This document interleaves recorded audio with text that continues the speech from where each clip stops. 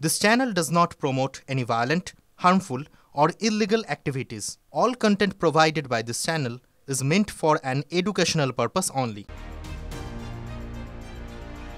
কেন চিন্ময় কৃষ্ণ প্রভুকে জামিন দেওয়া হবে না? ইউনূস সরকারের কাছে হলফনামা তলব করল ঢাকার উচ্চ আদালত।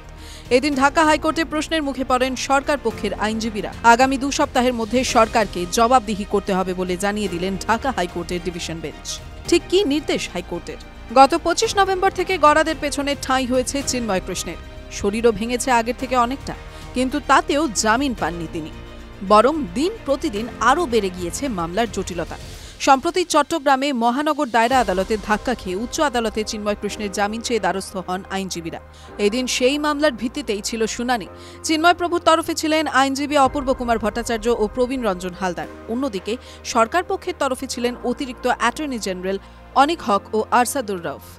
বেশ খানিক সময় বাদানুবাদ চলার পর চিন্ময় কৃষ্ণকে জামিন না দেওয়ার প্রসঙ্গে ইউনূস সরকারের কাছে হলফনামা তলব করেন বিচারপতির ডিভিশন বেঞ্চ। তাদের নির্দেশ, আগামী 2 সপ্তাহের মধ্যে সরকার পক্ষ জবাবদিহি করতে হবে।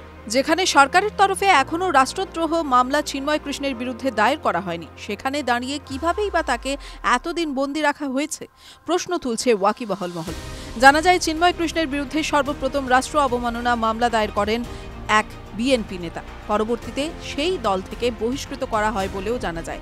আর সেই মামলার ভিত্তিতে কিভাবেই এখন এতটা টানাপোড়েনের মধ্যে রাখা হয়েছে বাংলাদেশের এই হিন্দু সন্ন্যাসীকে। অবশ্য এই দিনের শুনানির পর চিন্ময় কৃষ্ণ জামিন মামলায় আসার আলো দেখছেন বলেই দাবি একাংশের। টিভি9 বাংলা ডিজিটাল।